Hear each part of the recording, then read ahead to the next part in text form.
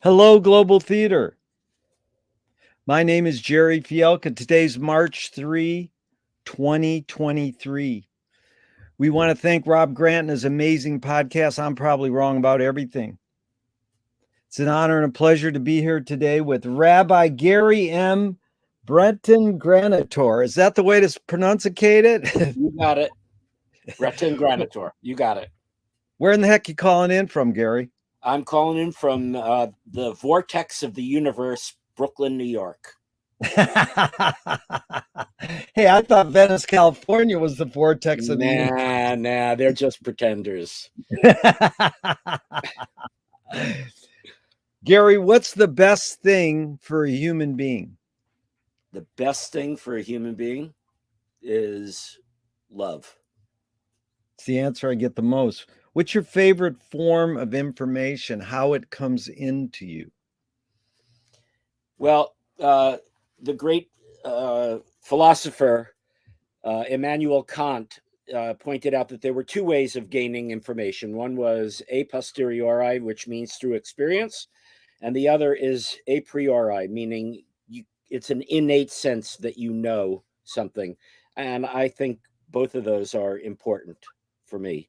Sometimes you have an inner sense that you know something, but then your senses often are helpful, but there's times when you could be deceived by your senses. So I sometimes try to rely on my gut instinct. I like that, Gary. You taught me a lot. I appreciate you summing up Kant so well. Why do you think humans collect or gather information? To navigate the world. Yeah. Information is the key to navigate our world. Misinformation is what is inevitably what causes us trouble down the road. Is this need or want to collect information more innate or more invented? No, I think it's innate. I think it's part of our nature, our very nature. I mean, you see that with animals too. I mean, I've got two cats and a dog. They want to try to figure out what's on the other side of the door, and just like we do, I want to know what's on the other side of the door too. Do thoughts create emotions? Thoughts have the ability to create emotions, but emotions exist in an entirely different realm in the brain. So you can think something that can trigger an emotion that could be keyed to an emotion, but I think emotions are just another part of the human experience. Gary, fill in the blank. I don't know what I think until I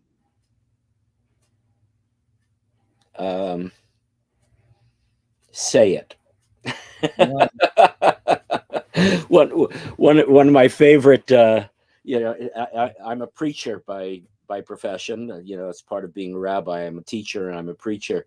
And one of the things that I love to do to unsettle people is say, gee, I can't wait to hear what I have to say.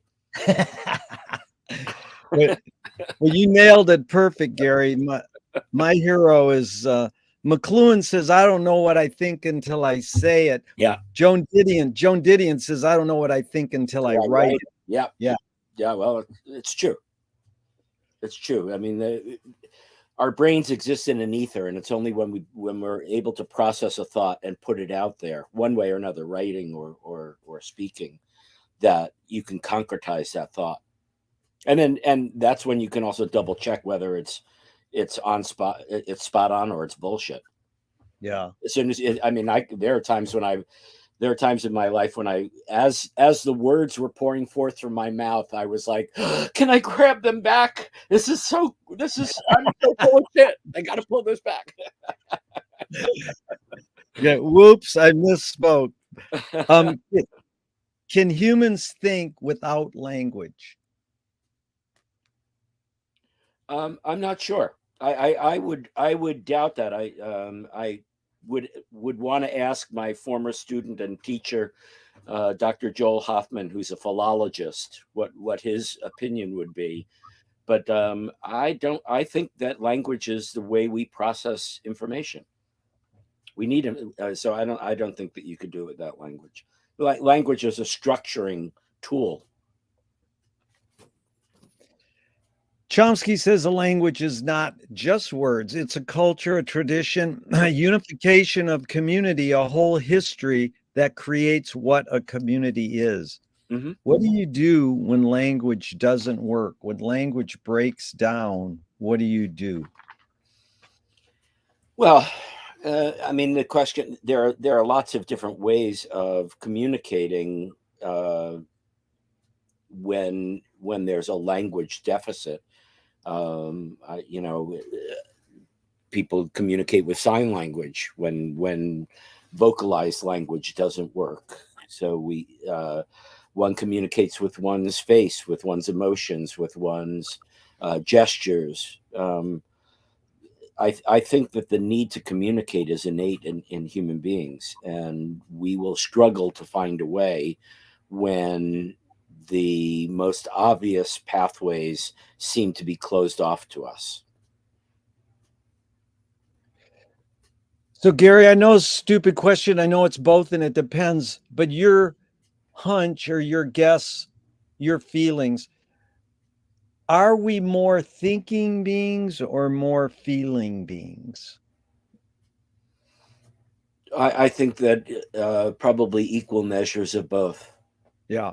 I don't think that we can exist in either realm exclusively. If we just emoted all the time, there would be no way to navigate the world. And if we just thought without emotion, we would be less than human. Frank Zappa's favorite book, More Than Human. You know that? Yeah, I do. Yeah. Have you read that book by Theodore Sturgeon? Probably 3 or 4 decades ago. Wow. It's Phil Lesh. It's not on my bookshelf, that I can tell you, but I've got a lot of other books here. Well, it's Phil Lesh and Frank Zappa's favorite book, and I've been dying for someone to tell me what's the big deal on it. But here's now you've provoked a thing on my to-do list, I guess. Do it, man. I need it. I need someone to give me the cliff notes. Here's 2 questions from Alan Turing, 1950s. Is thinking a function of the soul?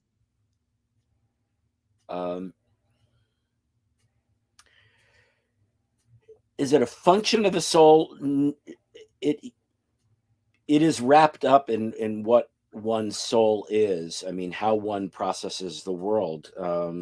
One's soul is one's life force. There, what makes a person who he, she, or it is. And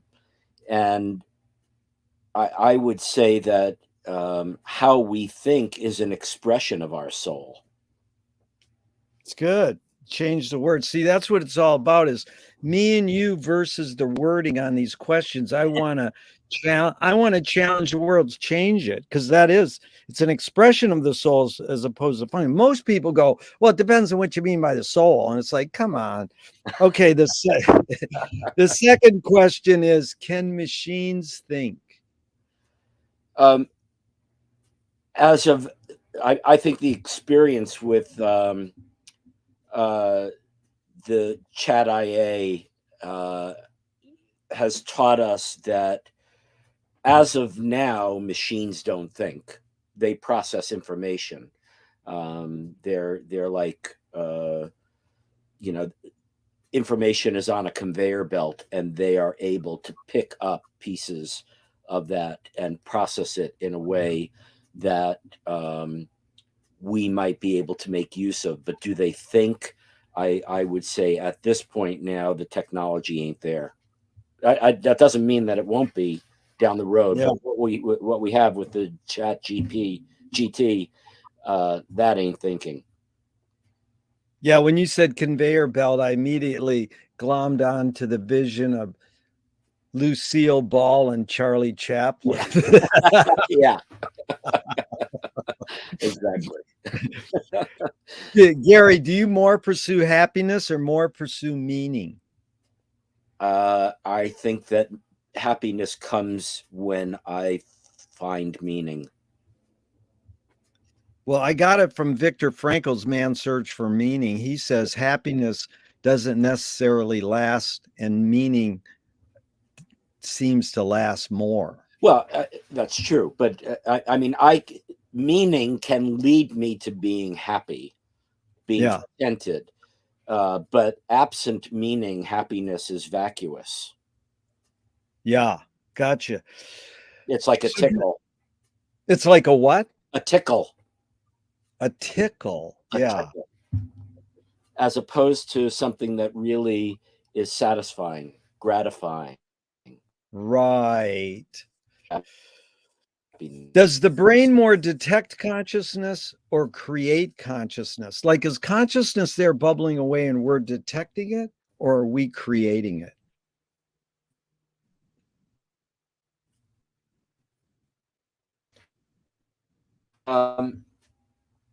No, I think consciousness is innate to who we are. I mean, I don't think we create consciousness. It is. We are Yeah. conscious, and to having had the unfortunate experience of being with people who are and end up being brain dead, when their brain, their heart may be beating, but if their brain isn't functioning, they are not human anymore. They're not alive. What's faster, speed of light or speed of thought? Depends on who's doing the thinking.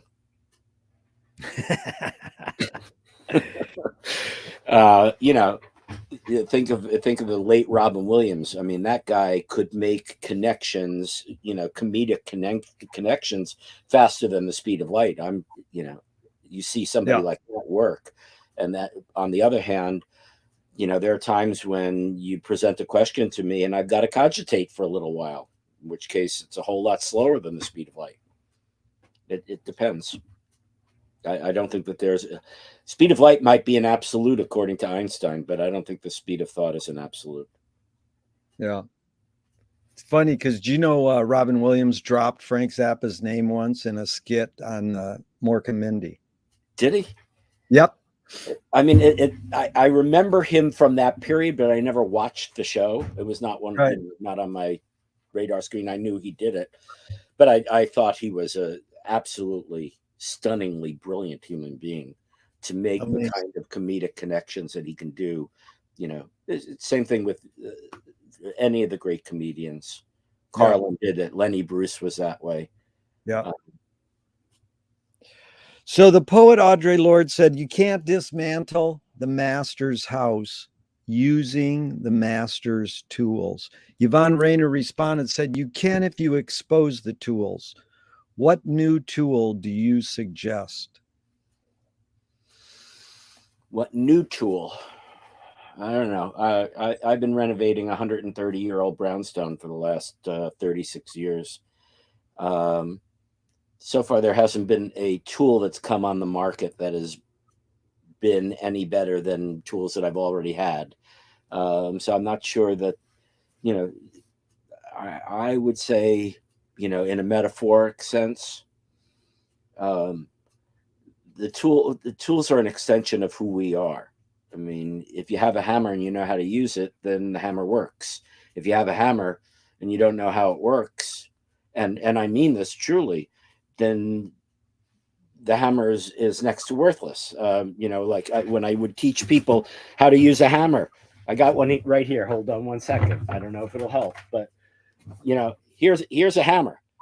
If I take the hammer and I hold it like this, it's worthless because there's no leverage. To use the hammer, I've got to know to hold it here at the bottom.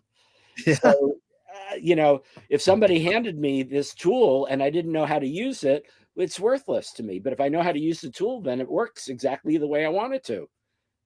So I don't know. I don't think that there's any new tools that are coming down the pike that are going to be anything better than we've already created. It's just we have to learn how to use what we got. Well done, Gary. And I love Mark Twain said, when you have a hammer in your hand, everything looks like a nail. That's right. Although if you have a hammer in your hand and there's a nail and you're holding it like this, that nail is very, very hard to vanquish. When I hold it like this, I can take care of it in one shot. Duh. What new toy do you suggest? What new toy? Oh, geez. You know, I'm looking down at my pedal board for my guitars, and I'm like really old school. I've got friends. I know Dweezil has been using the latest thing, the fractal, um, toy for guitars, and that aggregates all of the great sound effects that we've ever used in the past in one little box.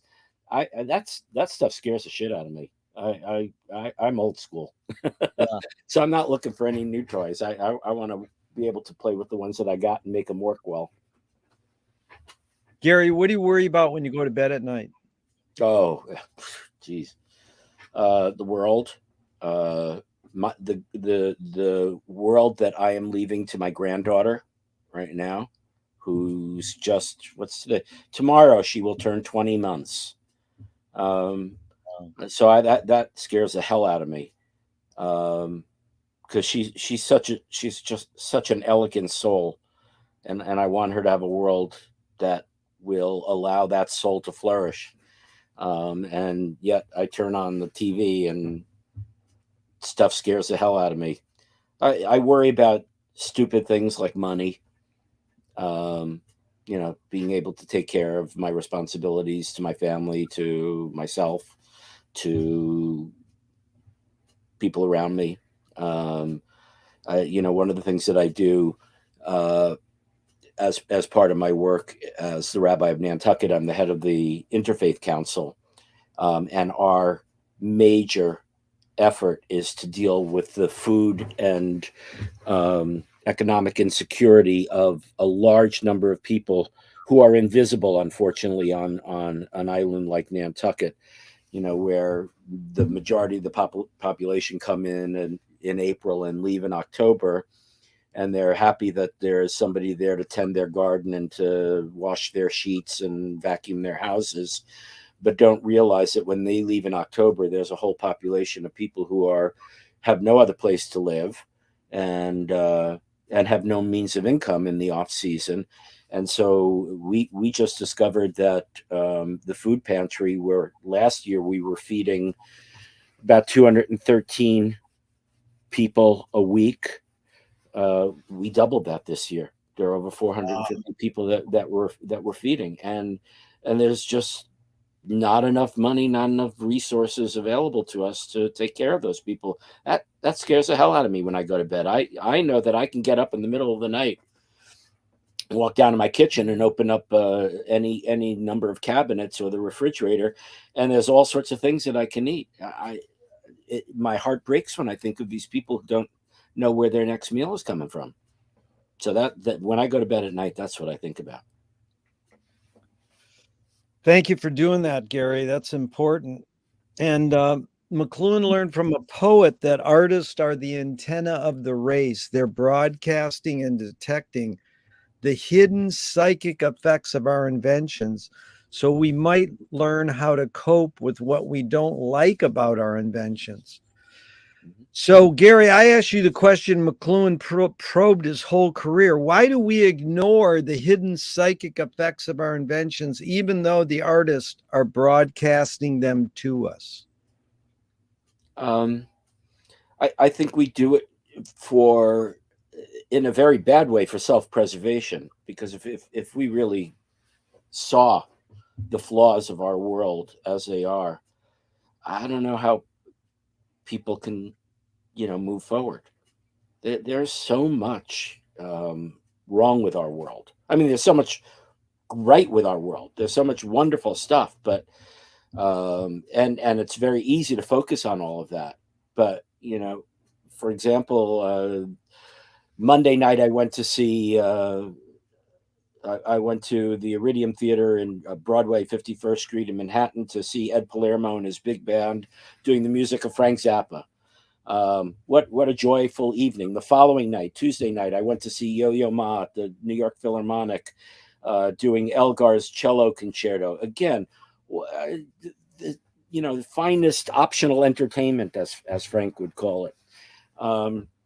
But in order to get to those places, it was impossible for me not to see people living on the street. It was impossible for me not to avoid the degradation of some people's lives because of lack of resources. So, on the one hand, I could see the heights of human achievement in the arts and in creativity. And on the other hand, I can see the detritus of that human beings have left in their wake, and the poverty and the all sorts of terrible things. So we can't escape either. But but if we were to only focus on the bad, I don't know how you get out of bed in the morning, because there's so much of it. There's just so much of it. Well, dude, you covered the waterfront there. That was really moving, and I appreciate what you just said. In fact, I just booked Ed Palermo for my podcast last week. So I'm Well, you tell him that I love his ass. That guy, I've seen him. I have seen him since his early days at the Bottom Line, when he was first trying to do this stuff, and he has stuck to it. This guy is so creative, so creative. His mashups of stuff are just wild. But I just think he. So you tell him that I said I think he's great.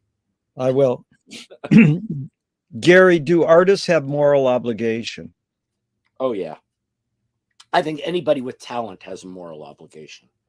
Anybody has a talent to do something has an obligation to use that in a way that will benefit humanity. And it breaks my heart when I see people with great talent ignoring their obligations to the world around them. And there are plenty selfish artists out there.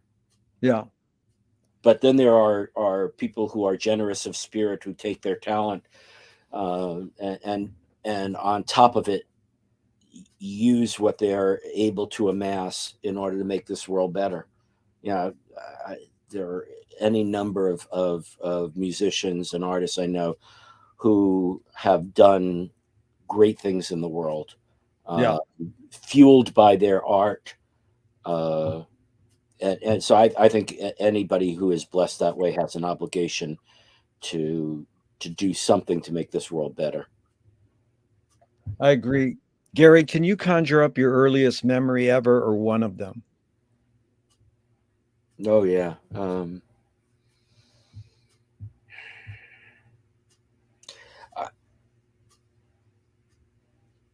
I would say that probably one of my earliest memories was the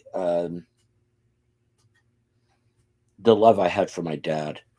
And I remember as a young child entering into an art contest called My Pop's a Picture, and 3, 4, 5-year-old kids drawing pictures of their dad, and I do those memories, the memories of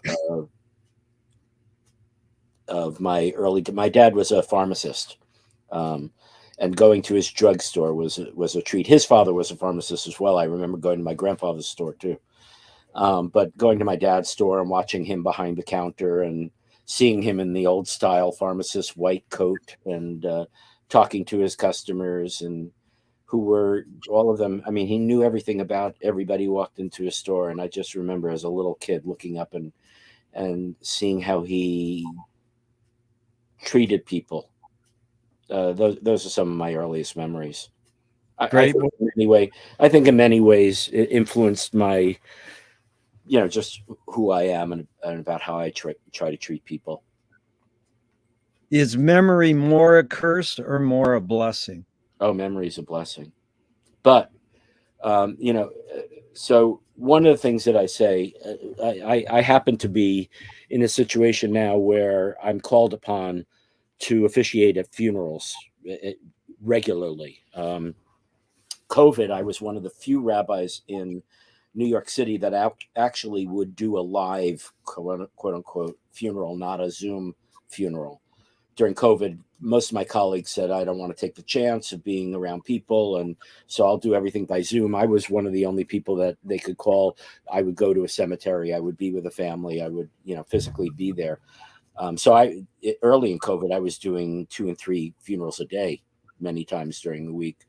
I still end up getting called to do funerals. And one of the things that I say over and over again to every family I ever deal with is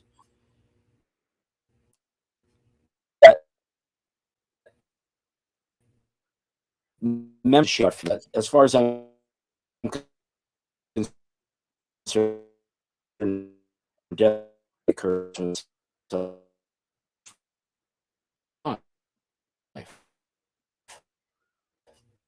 I lost. Are you still there? I thought we froze for a little Yeah, bit. Gary, yeah, you broke up at the funerals. You say, repeat that. Okay. So I would say that memory is what we use to shake our fist in the face of death, because it is through memory that people remain alive. That, as far as I'm Yeah, concerned, death only occurs when somebody's forgotten. But so long, yeah, I lost my dad 18 years ago. There isn't a day that goes by where I don't have a conversation with him. I know exactly what he would say to me if he was proud of me. I know exactly what he would say to me if he was pissed off at me. yeah, The conversation continues. My dad his physical journey may have ended, but in my life, my dad is not dead. My dad is yeah, very much alive, and my kids all, thank God, had a wonderful, wonderful relationship with my dad. So Papa Jerry, to all of them, is still a presence in all of their lives. yeah, And now I have my granddaughter, who obviously, only 20 months old, never had the opportunity of knowing. I can look at her, and there are facial expressions that she will have, and I'll say, geez, that's my dad. That's him right wow, there. that's heavy. So So, yeah. so you answered the next question. Tell me someone within your immediate family, then outside your immediate family, who had an impact on you, and like a role model. And what specifically was that impact? So, you talked about your dad really articulately, and I appreciate that. Outside your immediate family, someone who had an impact on you, kind of like that, or as a role model, and what specifically was that impact? Well, there are so I am blessed to say that I had many, many people who mentored me. Um, and it depends upon what aspect of your life, my life, you're asking about. And in my Well, rabbinic, just put it into the context you want. Name one person outside your immediate family who had an impact on it's so hard. I mean, there's so many. I mean, you can't see my whole office, but there are pictures all over the place of people who fill that. But you. right behind me, you can see Frank Zappa, and people would say to me, how can you, as a rabbi, venerate Frank Zappa? And I said, Frank Zappa was my rabbi of irreverence, because Yeah. you cannot be reverent without understanding irreverence. That is Reverence good. means nothing without understanding what irreverence is all about. And Frank was irreverent, and I loved it. I appreciated it. It allowed me to be able to say, this is bullshit, and this is something we really need to think about. And to be able to learn to discern those two things and still put it in the context of art, which Frank always did. Yes. He always put it in Yeah. the context of art. He would say, I write the silly lyrics so that people will listen to the music, but the silly lyrics weren't always so silly when you took them apart. Yes, they were silly. They were ribald, no question about it. But they were also really provocative too. Even some of the wilder things, they were provocative. They begged the question of how Totally. people treat each other. What value we It's a- put on other human beings. all sorts of things like that. So, you know, from outside of my rabbinic world, you know, if there was somebody that I would say, you know, had a great influence on me, it was Frank. Certainly would be up there. I mean, from the time I first heard his music, for the first time I put Absolutely Free on the record player, boom, I was a convert to the religion of Frank Zappa. That was the album I started with too. And Yeah. you know, we're going to get into Frank in a while. We got a few more philosophical background questions, but there is a lyric, you know, he wasn't always silly. He's had a lyric that goes, ever take a moment to show a real emotion. I mean, that's like Gershwin or fucking Cole Porter. I mean, that's great lyric writing. No, there's no question of his genius on so many levels. So, but you know, I also had other people who mentored me. You know, one of my dad's best friend was a guy by the name of Jay Schwab, who was the vice president of Sam Goody's record store. Remember Sam Goody's? Okay. Yeah. He was my dad's best friend. And we, when I was growing up, we lived in an apartment building. So they lived down the hallway from us. And Jay was the guy who bought me my first soldering iron. Nice. And would bring, you know, when people would return stuff like tape recorders or stereos or speakers or whatever that could not be returned to the manufacturer, you know, that was, you know, kind of garbage at that point, he'd bring it home for me and I'd take it apart. And Jay was like, you want to know how something works? Take it apart. Figure out how it works. And Jay's influence in terms of learning how to take something apart, sometimes being able to even put it back together again, that was even better. But the idea that take something apart, and that may mean something physically, but even in my intellectual quest, you know, even in my rabbinate, if you're handed something, take it apart, break it down to its essential elements, and figure out what makes it what it is. So Jay, you know, I would say also had a great influence on me. Yeah, that was good. It's like what Frank is teaching us, critical thinking. You know, he taught me how to embrace contradiction so much. So let's go into this, Gary. Do evil people exist, or does evil use people as a vehicle? No, evil people exist. Human beings have the potential to do great things. One of the people who within the rabbinate, he's a rabbi who I consider to be a great poet, and he's a liturgical poet. Jack Reamer is his name. He's retired, living in Florida now. He once wrote a piece that said, we cannot merely, I'm going to paraphrase it, I'm not going to be able to do it word by word, but we can't merely pray to God to end disease, because you've already given us great minds with which to seek out cures and medicines if we would only use our minds rightly. We can't merely pray to you, O God, to end hatred, because you have already given us eyes with which to see the good in the world if we would only use our eyes rightly. We cannot merely pray to you to end hunger, because you've already given us the resources with which to feed the entire world if we would only balance those resources properly. Therefore, we cannot pray to you to do anything other than to do instead of merely to wish, to become instead of just to be. And I love that. To do instead of merely to wish, to become instead of merely to be. And what Jack is pointing at is the human capability of doing greatness. Well, also there's a human capability of doing evil, of downright evil. And the Shoah, the Holocaust, is an example of that.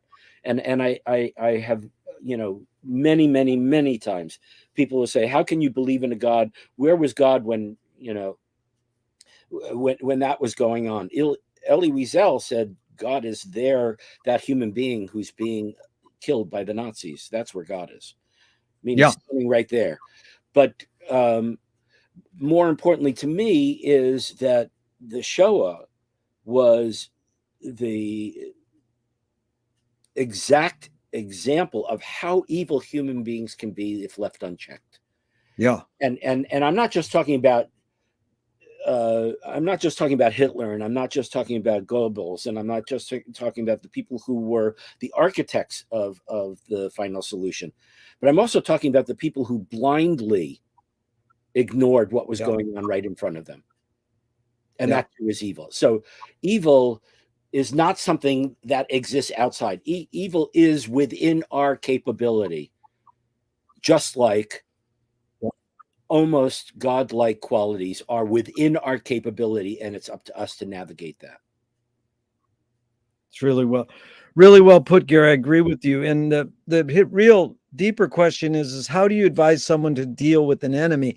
I'll set up with a few modern thinkers. Alan Watts says, if you acknowledge your enemy, you empower them. Coppola stole from the mob and the samurai, keep your friends close and your enemies closer. Yeah. JFK said, forgive your enemy, but don't forget their name. And Fellini says, I need an enemy. So it's a lot of thoughts. The basic question is how do you, Gary, advise someone to deal with an enemy? But first, how would you respond to Alan Watts? If you acknowledge your enemy, you empower them. Alan Watts is up there. There's Alan Watts. Yes. Alan Watts section. Actually, right. Interestingly enough, right over Frank. Yeah. It's my Alan Watts section. Beautiful. Yeah. So, A to Z, Gary. True. So I would say that on the one hand, I mean, by ignoring your enemy, you take the oxygen out of the room. That's true. On the other hand, I think that, and I don't say this in a negative way, but there's a wonderful naivete in Alan Watts's writings and thinkings. Sometimes it goes beyond the wonderful, and it is naive in not a judgmental way. It is that's what he was trying for. He was trying to separate himself from emotion in a lot of ways and analyze it. He was trying to take stuff apart and look at it. I would say that we all have people who set us off. There's no question about it, who have done, and there are people who have done us ill. And the question is, what is the healthy way for us to deal with it? I think of somebody who had an abusive parent. And I certainly have dealt with many examples of this. We're supposed to honor our parents, but are you supposed to honor an abusive parent? No. You have to acknowledge who they are and what they've done. So sometimes it is confronting one's enemy and standing up and being able to say, to articulate what it is that they have done. And just simply by ignoring them, you're not making them go away, and you're certainly not dealing with the impact that they have made on your life, because you have to put that into some kind of perspective. Well, let me ask you, Gary. This is what Nassim Taleb says. Games were created to give non-heroes the illusion of winning. In real life, we don't know who wins or loses, but we know who a hero is. When I told someone that, they said, well, villains don't think they're bad. They want control. Heroes want freedom. And Gregory Bateson, the anthropologist, says, if the criminal gets caught, do they go, wow, my criminal skills weren't up to snuff that day? Or do they go, wow, I did something socially and morally wrong? So there's a lot of thoughts there in this dealing with evil, criminals, bad doers. Does punishment work? The question is, what does work mean? Yeah, that is right. Is punishment truly effective? There's some sort of, sense there, like it certainly is edifying for the person who metes out the punishment. They feel that they have done what they could to balance the scale. Yeah. Does that mean that it made a difference? Will it have changed the evil doer? In most cases, no. Yeah. In some cases, yes. I mean, look, the whole judicial system with punishing an evil doer. There are people who've taken the opportunity, once removed from society, to examine their soul and do what they need to do to get themselves back into society's better graces, and some have done it successfully. Yeah.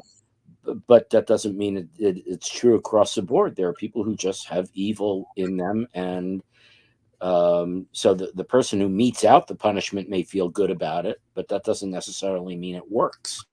Yeah. Very good. So James Joyce was the first projectionist in Dublin 100 years ago. He basically checked out. He said, "This is stupid. Why should I go inside a building and see a movie of a tree when I can go outside and see a real tree?" Years later, Faulkner said, "Sometimes the best fiction is more true than journalism." Why do we have to recreate things in order to get them? Why do we have to go to a theatrical play of people acting out life? Why don't we just live life? Umberto Eco said in his preface to The Name of the Rose, as I recall, and again, it's not an exact quote. It's going to be a paraphrase, but he basically said some stories, all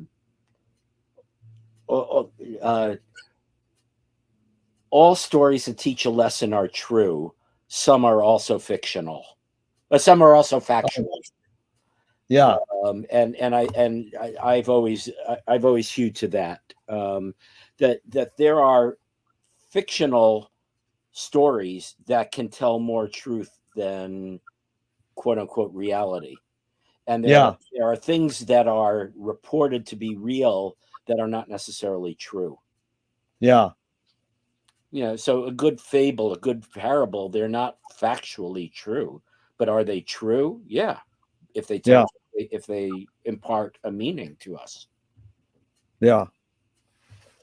Really cool, Gary. So just walk us through briefly. I mean, you're many things, but you studied history and philosophy. Sure.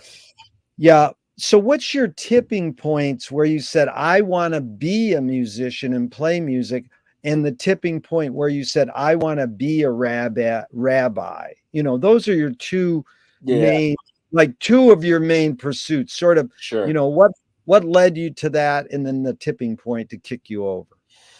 Well, I was always,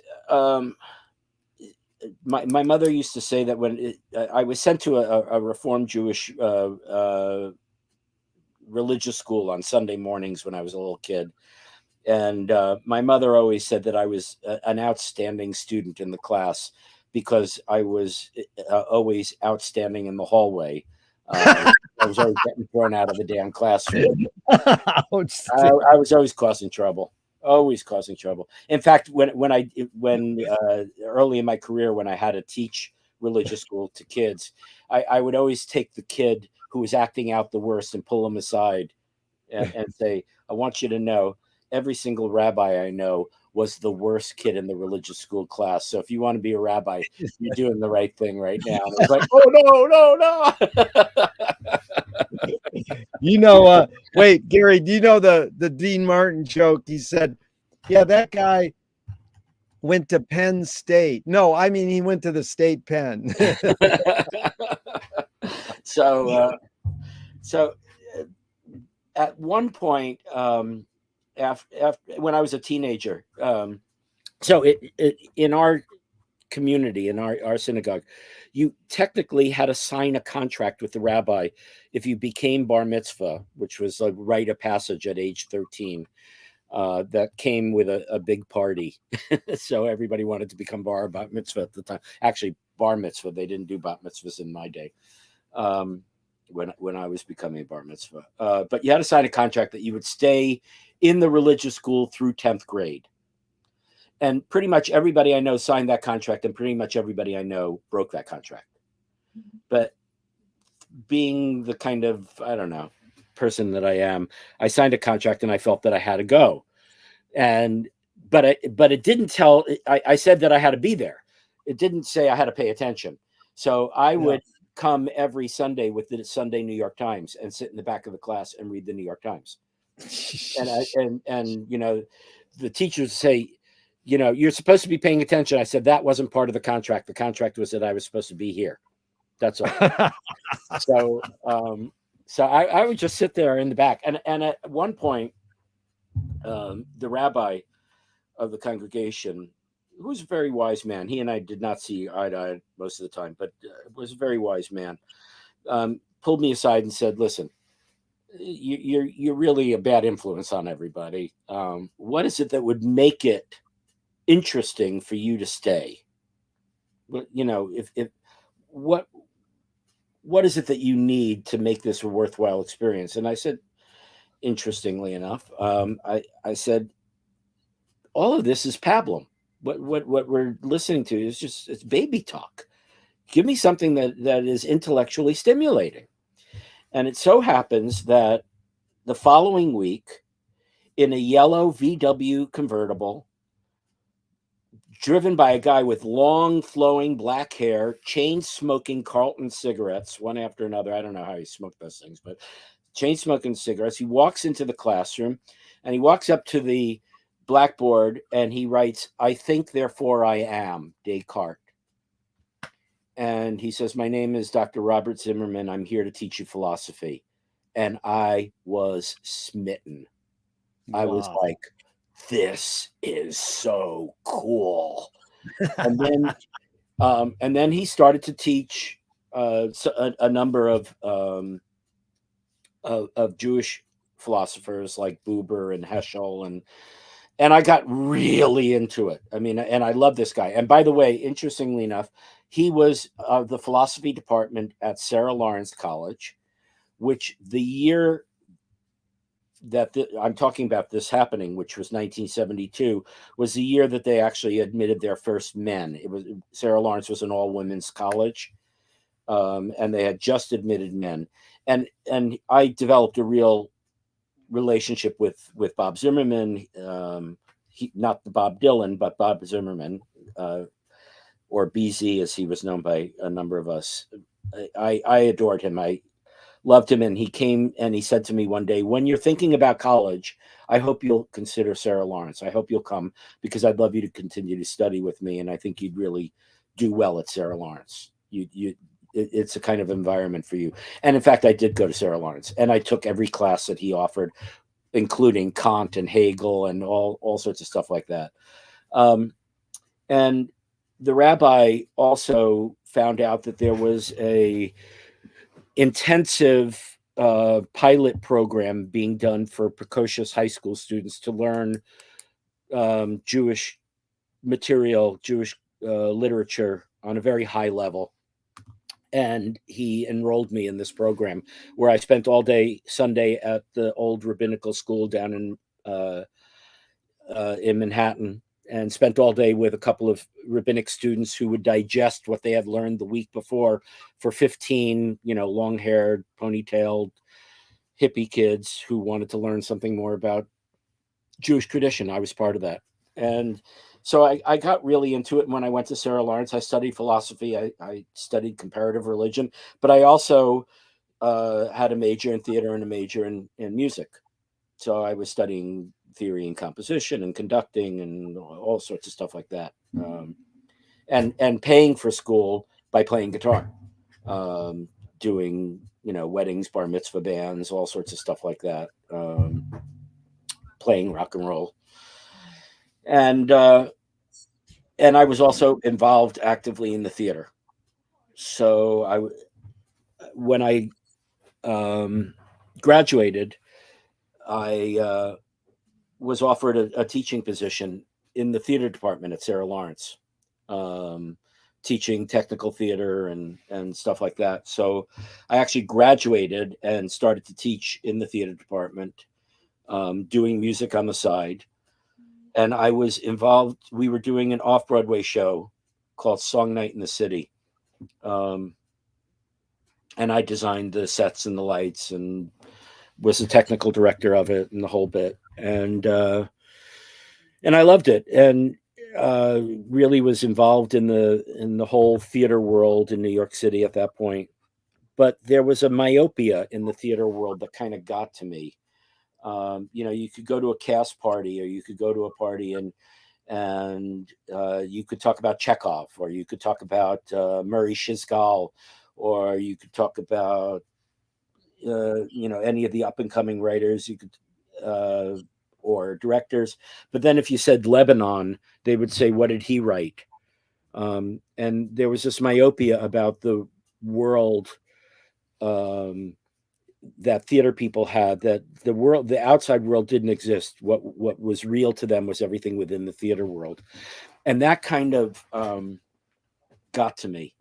I found it enervating after a while, and I really longed to do some more intellectual inquiry, and not just talk about the small world of the theater that I was involved in. And always in the back of my mind, I'd always thought maybe I did want to pursue rabbinic training, because I loved working with people, going back to my dad. I love talking to people. I love, helping people. I love talking to people through their problems. I loved what Judaism had to offer. When I was in college and I was studying comparative religion, I was studying Christianity, Buddhism, Islam, Taoism, Hinduism.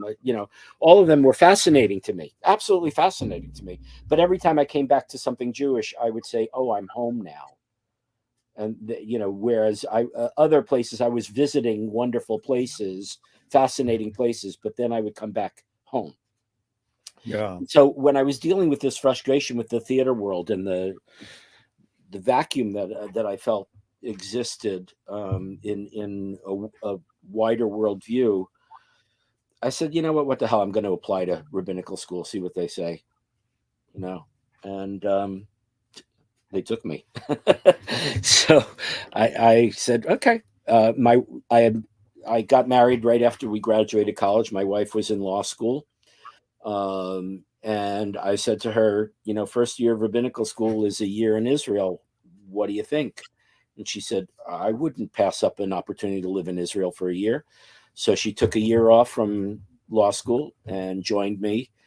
I studied in Israel. She was the manager of a bookstore. She got a job as a bookstore manager, and we had a great year and a half living in Israel. Interestingly enough, the show that I had been working on, which got a really good review in the New York Times, Mel Gussow, who was the theater critic then, really liked the show that we did. In fact, my lights and sets were mentioned in it. And so I'm living in Israel, and halfway through the year, I get a letter from the producer saying, we got another space. We're going to reopen the show. We'll fly you back from Israel. We want you to design the set and lights and get everything installed, and we'll give you a production point. And I said, if I did that, I would never finish what I started here in rabbinical school. So I turned them down. And that was kind of the tipping point. Wow. That music and theater were a very, very much part of who I am. And still, I still have good friends in the theater world. I still play with people that I played with back then, and I still would play with A-list musicians when I get a chance. But I'm not, there was a time when I had a guitar in my hand 5-6 hours a day. Now, if I have a guitar in my hand 5-6 hours a month, I'm kind of happy. Basically, if I'm here in my office and there's a boring meeting, I can turn off the sound and I can grab a guitar and I can just noodle around on it. But interestingly enough, when I lead services, I lead it with guitar. In fact, when we're done with this interview at 5:00 New York time, 5:30, I'm leading Shabbat services from here for my congregation via Zoom. And I have my guitar all set up, and I will strap on the guitar and I'll lead the whole service with the guitar on my shoulder and sing 90% of the song. Many That's of them beautiful. are influenced by, one of the things that I always say is that there's no such thing as Jewish music. We're the world's best rip-off artists. Everywhere we lived in the world, we've just taken the best of that culture and threw Hebrew lyrics on top, and that became Jewish music. Like probably the most well-known piece of Jewish music that pretty much everybody who's ever been to a synagogue has heard, the Shema, the 6 words of our faith, is da da da da da da da da da da da da da da. That's from Richard Strauss Lieberslieder's waltzes. Is it really? Wow. It's so a lot of a song that you'll hear in an Orthodox, conservative, Reformed congregation at the end. Adon Olam is the music is a German beer drinking song. Yeah. Or so we would take music from all over the place and just add Hebrew lyrics, and then it became Jewish music. I was part of a revolution in the 70s. I was part of a revolution that did the same thing with the music we were listening to. So what were we listening to? We were listening to the Beatles. We were listening to Joni Mitchell, to Joan Baez, to James Taylor, to Broadway, to rock and roll. So a lot of the pieces I will mix up, some of the pieces that people will have heard in synagogues in the 50s and the 60s with stuff that was written in the 70s, 80s, 90s, and even now, using the music as a setting for Jewish Hebrew liturgical pieces. So I do them with guitar. When I was in the synagogue in New York, I used to bring in, again, A-list musicians to play with me, and I hand them charts, and we would play. To the congregation knew them as Jewish music. To me, it was just music, and I had all these great musicians with me, and we would rock out to the stuff. Beautiful. So well put, Gary. Yeah, the great line is the mature poet steals, the immature poet imitates. And it just is, celebrating the universality of music and how important it is. Sure. Music is the best. So a screenwriting teacher told me great art is when you can clearly see the intention of the maker. Kubrick says the opposite. Great art is when you can clearly not see the intention of the maker. What role does intention play in your creative process when you're writing a song or doing a new composition? 120%. Yeah. Intention is everything. If you do something without intention, it's vacuous. So there's always intent. And I think that what is it that I'm trying to communicate? What is it I'm trying to show people? What is it that I want people to understand about what it is I'm working on? That's absolutely critical. There's intention is about all of it. Well, Duchamp said there's no art without an audience. How much are you thinking of your listener when you're writing your song? Always, because it's just like when I write a sermon, the same thing. There may be something that I want to get out, but if people are not prepared to hear it, then again, it doesn't go anywhere. So I have to consider, what is it the listener needs? What is it the listener wants? What is it the listener is going to walk away with? It's very easy for me to say whatever the hell I want, but I need to be able to put it in a way that is going to be able to be received and then acted upon. And so therefore, who the audience is critical to what it is that I'm doing. Let's stay on. It's not just selfishness. Yeah. Let's stay on music. Thanks, Gary. McLuhan says everything we invent extends some humanness. You actually talked about this earlier. Knife and fork extends our teeth, and the shutter in a camera extends our eyelid. Like you use the hammer extends our fist, and even non-tangible, maybe religion or philosophy. What is the extend for you? What humanness? What is humanness? Yeah, McLuhan would call it human sensorium. I sort of think the word humanness, it encapsulates more. So it's, in other words, it doesn't have to be a tangible thing. It can be non-tangible, but I think humanness is the ability to touch and be touched. yeah, I really think that implicit in the human experience is that we are not alone on a desert island. yeah, that's good. It extends touch. Yeah. My friend says the 3 T's of music are technique, theory, and taste. You can learn how to do it. You know the structure. How does one acquire taste? In the same way that the only way you could be a great writer is if you're a great reader. In terms of taste in music, the only way that you can have great taste is if you are exposed to all of the different kinds of music that is out there, and to be able to navigate it in a way that you can then present it to your listener, somebody who is going to be clued into what it is you want to deliver to them. McLuhan has this great line. It goes, and I'm not saying I agree or disagree, but I'm just curious your thoughts. Song is slowed down speech. The reason cultures have different musical taste is ultimately connected to language difference. Any comment? I think that there's something to be said about that. On the other hand, I have to laugh because for the better part of my musical career, I couldn't care less about what the lyrics were of a song. Me too. To me, the lyrics were simply another melodic line in a complex melodic structure. And so I think back to when Yes came out with Roundabout. For years, I had no idea what the words were. I'll be the roundabout, the words make me. I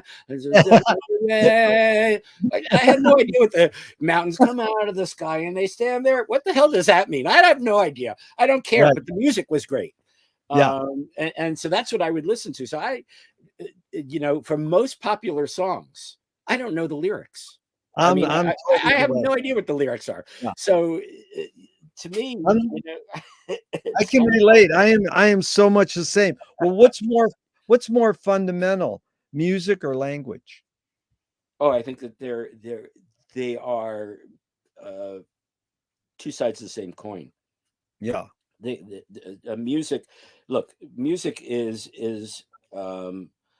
rhythm as a language. Music is also mathematics as a language, in a sense. Yeah. So music, without lyrics, music is a form of language that uses mathematics and rhythm as its linguistic structure. Well, that's what Thelonious Monk says. Music is math. In fact, he said that the greatest sound in the universe, the loudest sound in the universe is silence. How do you navigate integrating not playing? How do you, that's called dynamics, Yeah, it is. Again, there's a great piece of liturgical poetry in a kind of an obscure prayer book that I read, where it says, when a great artist was asked what made him such a great musician, he says, it's not the notes. Everybody can play the notes. It's the silences between the notes that makes one a musician. Yeah. And really well put. Yeah. Yeah, that's exactly what Miles, he helped us learn. It's what you not play. But then, Copeland says the 4 elements of music, and you touched on one, are melody, harmony, rhythm, and tone color. How do you integrate those? Do you favor one? What's your sort of it's all there. Yeah. it's all part of it. Um, rhythm is certainly something that actually gets you physically moving. You can feel the rhythm. The harmony, same thing. I mean, it plays in your ear, with dissonances and consonances, things that work together. Color again is tonality. Is it Yeah. something? Is it something warm? Is it lush? Is it beautiful? Is it harsh? Is it irritating? I mean, all of it on that spectrum. We can provoke different emotions using different tone colors. All Yeah. of that. So it's all part of it's all part of a whole. I don't favor one over another. Um, Right. they all have to come together for it to work.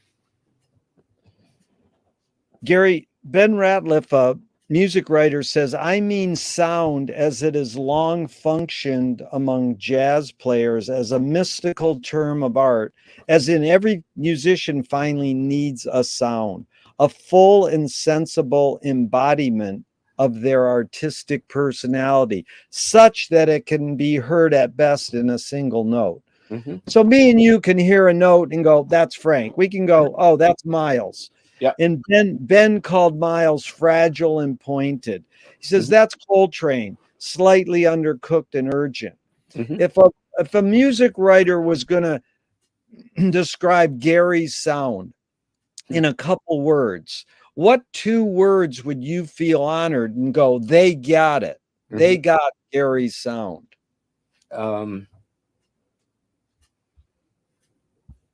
Warmth and love.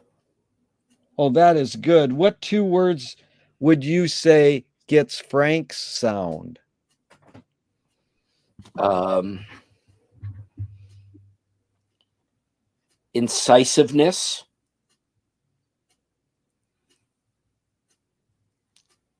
and playfulness. Oh, that is good, dude. What was the motive of the cave artist? And in this regard, the cave musicians and the cave dancers, we don't have documents, but the art we do. What's your hunch or guess was their motive?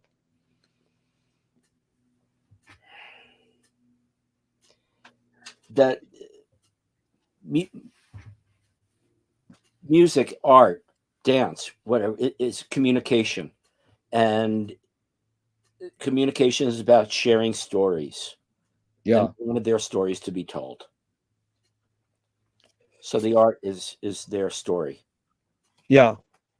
I Well, mean, we want our art to be told. We want our stories to be told. yeah. Well, Frank Hollis Frank, Frank didn't just lock himself in a studio and do stuff. He wanted people to hear what he had to say. yeah. Actually, Scott Tunis has this great line about Frank being a storyteller. And, Hollis Frampton, the great experimental filmmaker, said narrative is born among the animal necessities of the spirit because we are waiting to die. Can you forget to die? I have no plans of dying. Very good. I mean, and I go back to what I said to you earlier. I mean, there may be an end to my physical um, Yeah. existence, but I certainly hope that something of me is lasting. I hope that Yeah. that something that I have done, something I've said, something that somebody I've touched, will want to continue that. That I have no intention of dying. Gary, what's more important, conviction or compromise? They're both important. There are times when no matter how much of you are convinced of something, if it can't be put into a palatable way, that you might not be able to get that idea out. So occasionally you have to compromise. There are any number of times where I knew what I wanted to say, but I knew I couldn't say it the way I wanted to say it. So I had to find a way to make it palatable. I had to find a way to make somebody be able to listen to it. So sometimes compromise. I mean, it's the same thing. I was convinced that my conviction was I've got to get this out, but I also have the awareness that if I say it in the wrong way, no matter how convinced I was, it was critical that somebody hear it, they're not able to hear it. So I've got to figure out a way. I've got to compromise. I've got to figure out a way to make it palatable. So I think you have to have both. Beautiful. So Utah Phillips says, anarchy is making rules for yourself and not other people. Who's entitled to make the rules?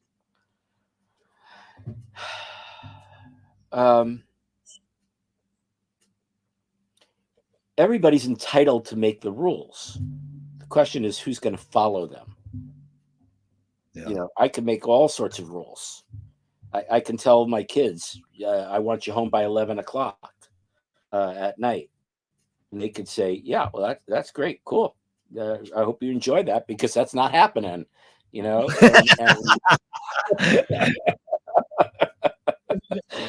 So, you know, everybody's entitled to make the rules. The question is, are you making rules that people are willing to buy into? Yeah, because then it's selective enforcement. You know, right. Frank always had that great example. In Arizona, they have the 5 dildo rule. You can only have 5 dildos, and you say, "Excuse me, ma'am, we're the dildo police. How many you got in there?" You know, and who's going to enforce that rule? You know, all it was a scam of people trying to say, we're going to clean this community up of smut, you know. No, Aristotle said, you know, you can't make a rule, thou shalt not kill on a desert island if you're alone. Yeah. Doesn't make any sense. Yeah. You know, I used to joke that I grew up in Yonkers, New York. You have to pronounce it correctly, Yonkers, not Yonkers. But I grew up in Yonkers, New York, and there was I was aware that there was a law on the books that a woman could not wear a skirt in public that was shorter than 2 inches below the knee. They never removed that law. But, you know, I lived there in the 70s when the mini skirts were all, you know, 60s and the 70s, when mini skirts were all over the place. Nobody was out arresting them, but there was a law in the book. So you can make a law. The question is, who's going to follow it? You know, and how are you going to enforce it? Yeah. I know how you're going to enforce it. Yeah. So, Gary, you've accomplished a lot. Rate these 3 elements in your accomplishments: luck, skill, and ambition. What played the biggest role, second and third?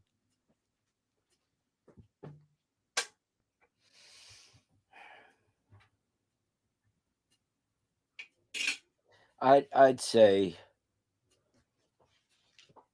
luck, ambition, and skill. Yeah. I would say to you, I have just been very lucky in my life. I am grateful. I have been lucky. I have met people that a kid from Yonkers should, you know, I've met the last 3 popes a number of times. I've met, you know, heads of state. I've done, I've played with musicians I have no business playing with. I've done things in my life that all of it is luck. Ambition probably drove part of it. Skill is the third. Yeah. A poet said that poetry is outing your inner dialogue. What language is your inner dialogue in? A language of compassion. Beautiful. 2 of my film heroes have a mantra. George Manupelli says, ignore yourself. Jonas Mika says, there is no self-expression. And Cecil Taylor, who is listed in Freak Out, said, I'm just a vehicle and this stuff just comes through me. I know it's both and it depends, but just your basic thoughts. Is art making more self-expression or more you're a vehicle for whatever cultures, technologies, and environments are dominant? No, it's self-expression. You know, one of my very dearest friends, we actually learned guitar together when we were, I think, 6 or 7. And actually, the two of us were finalists in a Ted Mack Original Amateur Hour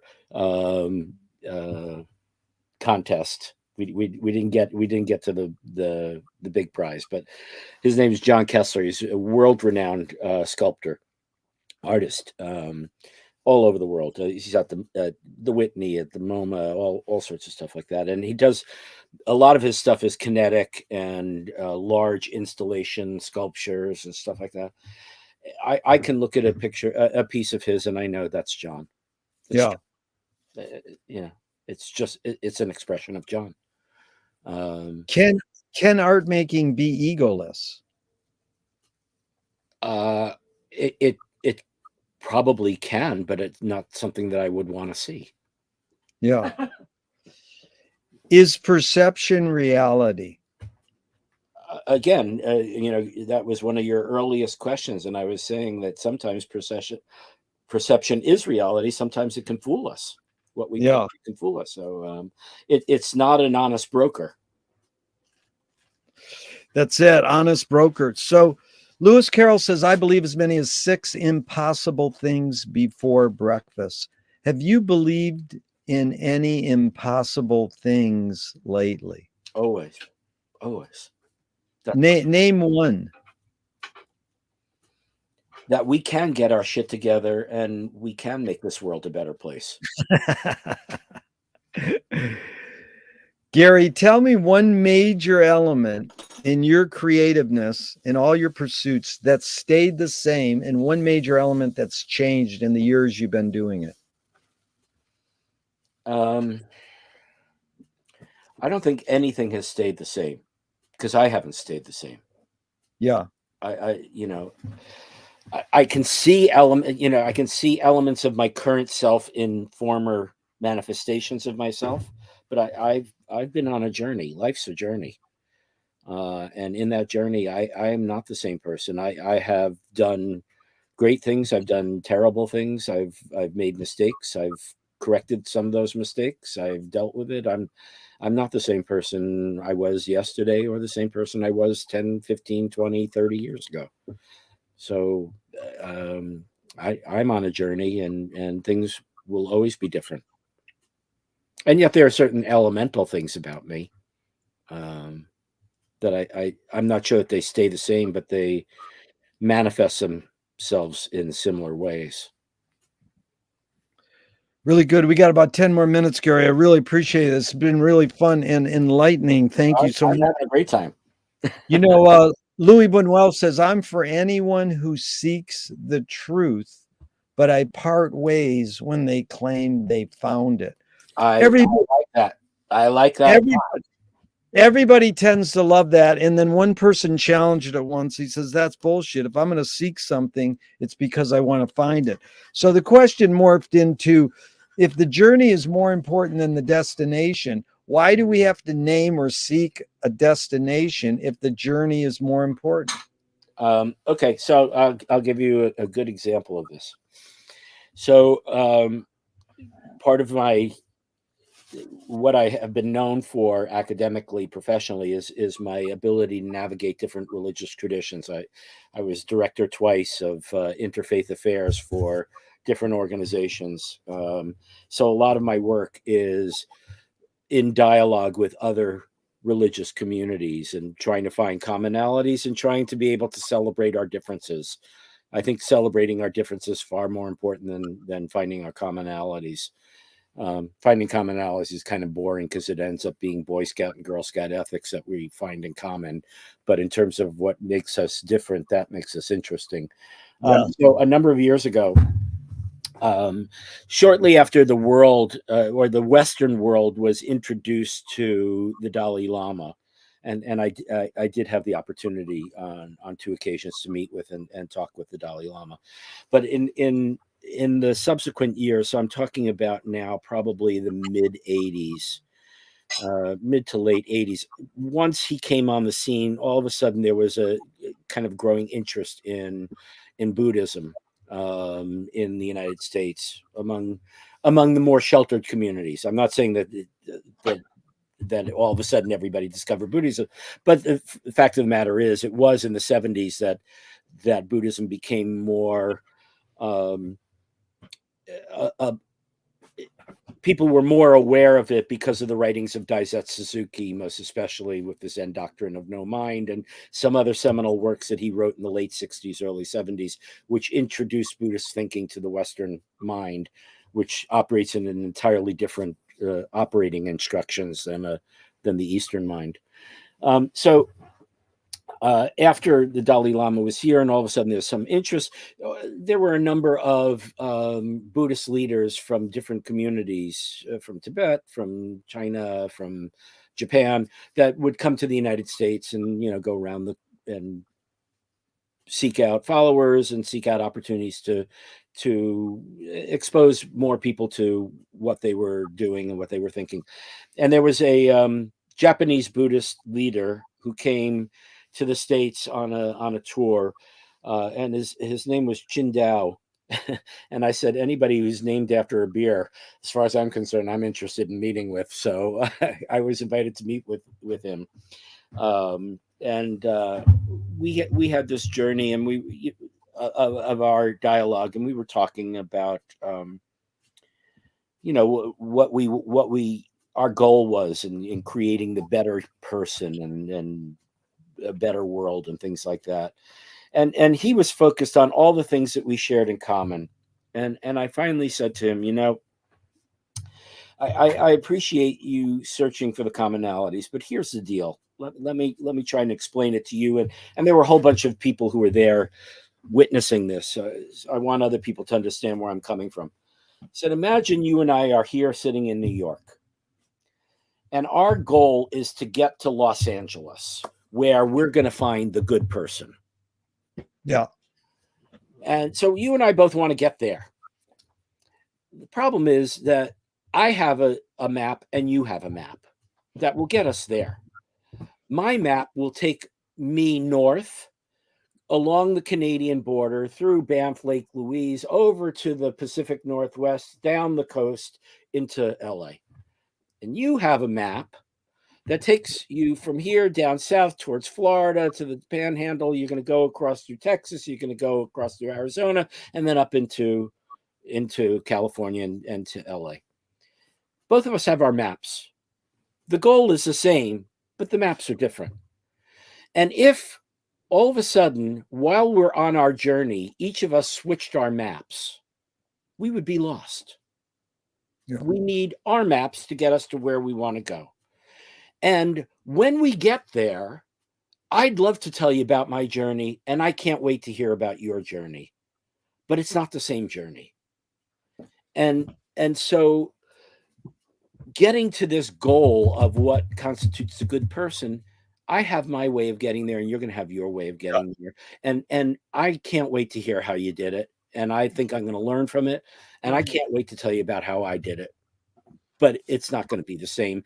And what makes this all interesting is that we have the same goal, but we're going to get there different ways. Yeah. It's good. Beautiful. Really well put. So Moshe Feldenkrais sort of follows up perfectly, Gary. Moshe Feldenkrais works with healing and movement. Mm-hmm. He says it's literally possible to identify a weakness and incorporate it to become a strength, rather than we're taught to overcome a weakness. Mm-hmm. Tell me a weakness you turned into a strength. I can tell you physically, I have... so 5 years ago, I took up yoga and Pilates for any number of reasons. But at the same time, I was dealing with advanced osteoarthritis. And as a skier, my knees have been trashed a million times. As a guitar player, my right shoulder has been trashed from repetitive movement injury. So I've had to have my left knee replaced. I've had to have my right shoulder replaced. My right knee and my left shoulder need to be replaced. I go to yoga and I fight through all the time. I try to take all those weaknesses and I try to fight through it. And and it sometimes hurts like hell, but it works. It's yoga's teaching you how to breathe consciously. It's such an amazing practice. It's really funny. I mean, the quick story about yoga is, for years I was brutal to everybody who were yoga devotees. I would make fun of them mercilessly. In fact, I had a former student of mine, a woman who became a rabbi, who was big into yoga, and for years and years and years, I just would make fun of her mercilessly. Yeah. About I'd walk by her and say, "Namaste, baby," you know. And my wife, in order to encourage our daughter to get back into shape as she wanted to become pregnant, the two of them went off and started taking yoga.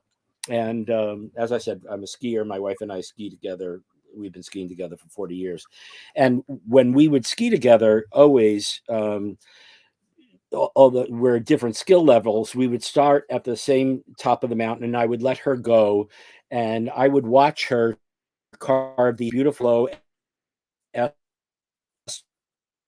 turns down the mountain, 100 down the mountain at 100 miles an hour. We skied for years, so that we could say we skied together. We would start at the top, and we'd end up at, we would go at different paces.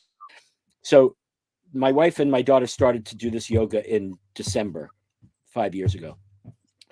And 2 months later, my wife and I went skiing.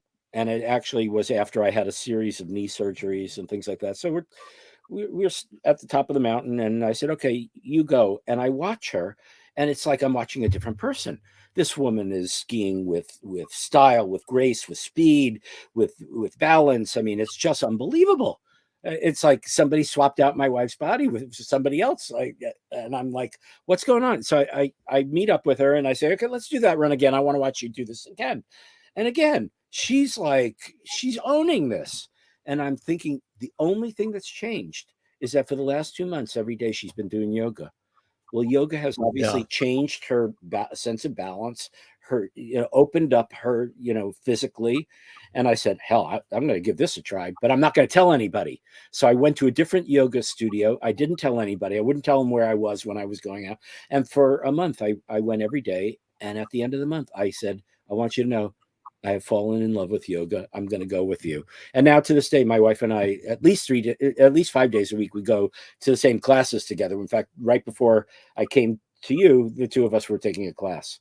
So that is so cool. Really, really great, Gary. I asked for 90 minutes. We got about 2 more minutes. Can you go a little over? Sure, you got I can do whatever. Yeah, I'm good for a while. Yeah, I have to set up at 5 o'clock. That's all. Yeah, just a few more and we're out of here. They're really cool. So here's 5 Alan Watts questions just off the top of your head in just a couple words. Okay. First one, who started it all? You did. Are we going to make it? Yes. Where do we put it? We shine it so that everybody can see it. Beautiful. Who's cleaning it up? We all are. Is it serious? As long as it's fun. I like that. Okay, so now we got a few more. How do you find peace of mind? In Hebrew, it's called Hakol Damama. It's the silent voice within you. It's looking inside and finding that voice, which may not be a voice from the ether. It's your still small voice inside of you. That's where you find it.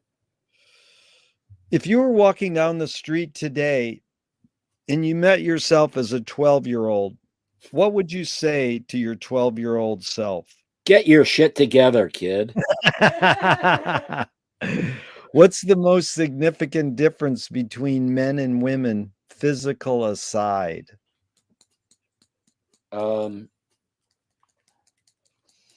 I think that's going to change. I think there were societal norms that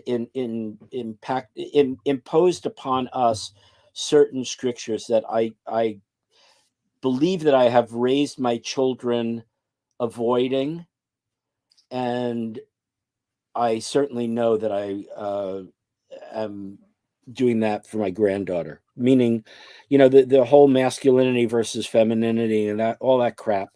When I wrote the baby naming ceremonies for my daughter, who is our oldest, so she's 36, so 36 years ago. There's a line in the traditional text that may she find a husband that she could love and cherish, for the rest of her life. And I changed that to a very minor change, but an important change. May she find a partner that she Yeah. can love. And I didn't want to have any expectations. Number one, that she was going to be heterosexual or gay.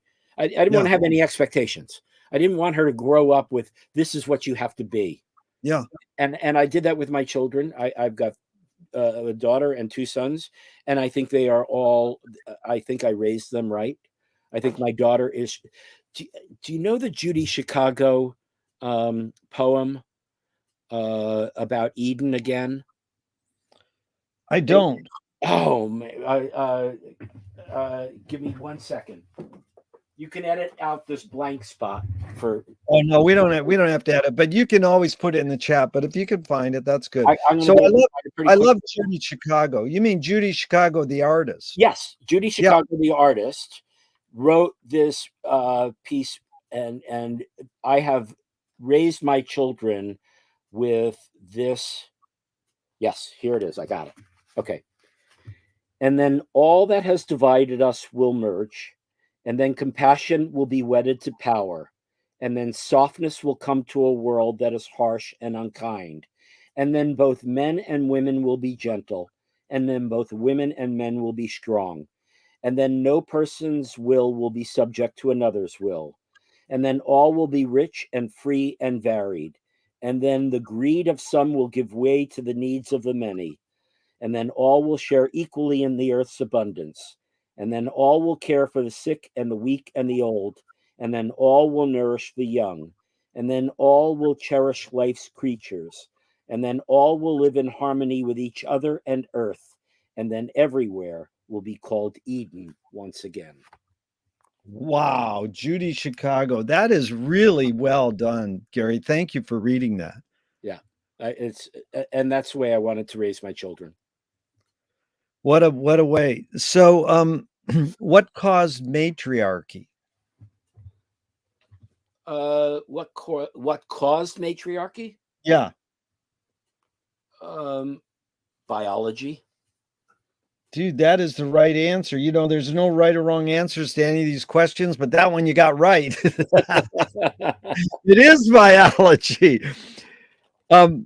Which way should toilet paper come off the roll? Over? It's got to come off the top. Over. I want, when I look at the roll, I want to see more of the roll and the toilet paper behind. Oh, you mean under then? Yeah, under. Yeah. Oh, absolutely. And in fact, I switch them if I can.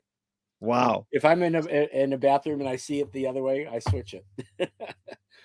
If a publisher was to release your autobiography off the top of your head, what would the title be?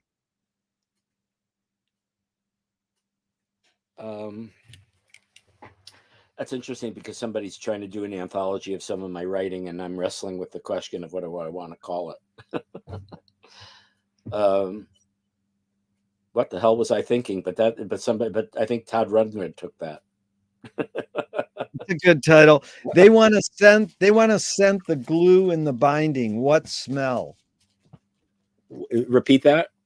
They want to scent, the publisher wants to scent the glue in the binding of your autobiography. What smell? Buttered popcorn. Oh, I love that. If a statue was built in your honor, where would you want it displayed, and what would it be made of? I'd want it displayed. Oh, man. I don't know where I'd want it displayed. Gee, that's hard. That's probably the hardest question you asked me all day, Jerry. You can get back to me, no problem. Jerry, tell me something good you never had and you never want. Something good that I never had and I never want.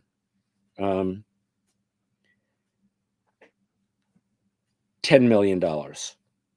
That's the answer I get the most is money, fame, and heroin. Yeah. Okay. Anger can be a productive emotion when fill in the blank. Period. Anger can be a productive emotion. It can drive you to do things. That's good. I mean, I don't think you need to qualify it.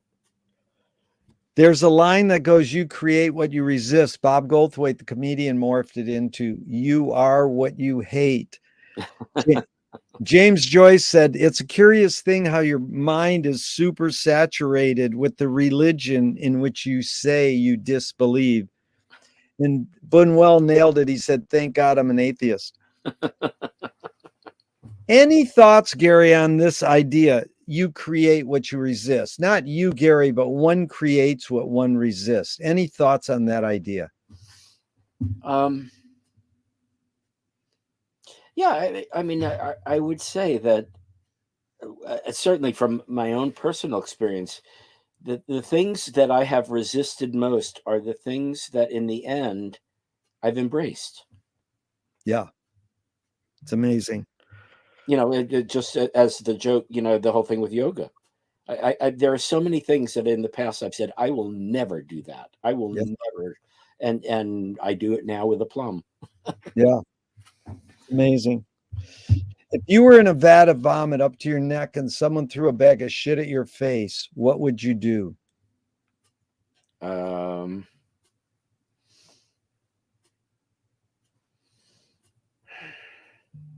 Try to pull myself out of it anyway. Thanks, Gary. A couple more and we're out of here. What's the cultural shift you see developing today that inspires you?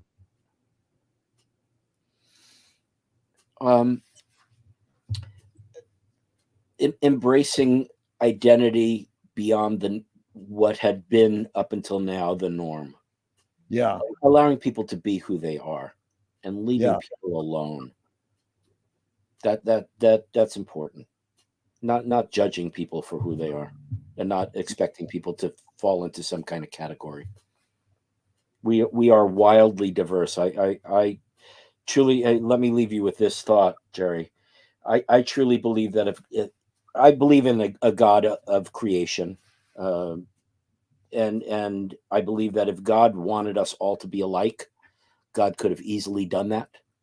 Yeah. But clearly, if you look out of the window and you see that there's not one kind of tree and one kind of bird, but a million kinds of trees and a million kinds of birds and a million kind of bugs and a million kind of people, that, as far as I'm concerned, that means that diversity is the intention of the universe.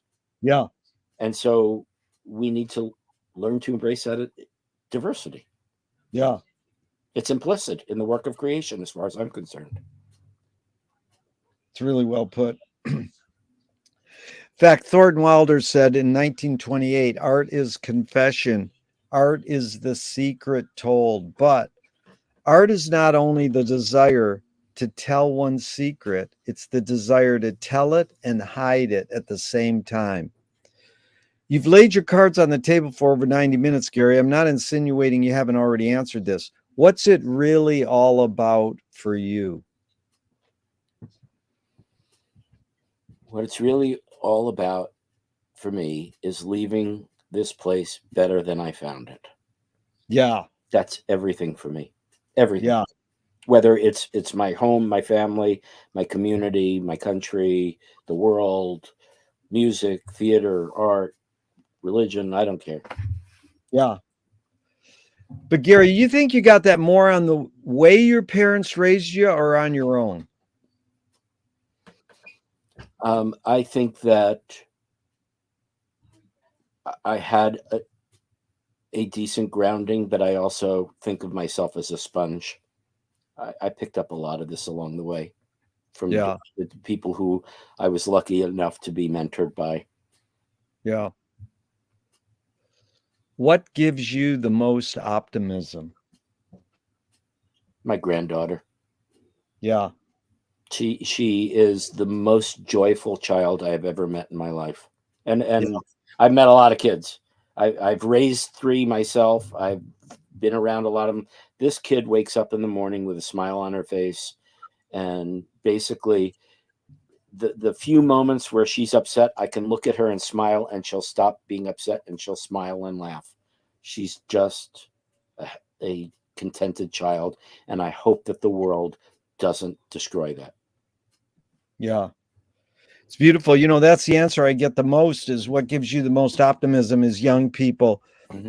And so, you know, the first question is, what's the best thing for a human being?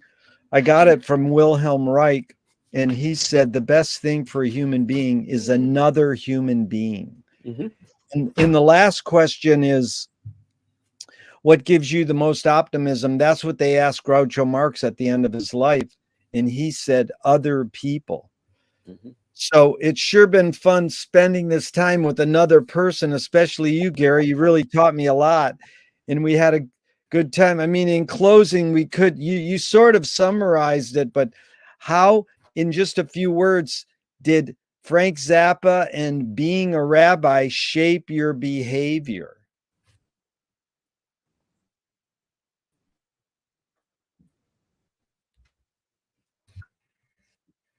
I'm losing you. Ah. Yeah. Yeah, I mean, if you just want to summarize, because we didn't really tell, I mean, we could do a whole salon on Zappa, but Sure. how did, in just a few words, how did Frank and being a rabbi shape your behavior? Those two things. Because I'm never afraid of being irreverent, because I do think Yeah, it's important. And Frank always colored outside of the lines, and so have I. yeah, yeah, And you know, whether it in terms of polyrhythms, juxtaposing one rhythm against another, or keys one against another, you know, a harmonic structure one against another. He was never afraid of just trying something. yeah, Never afraid.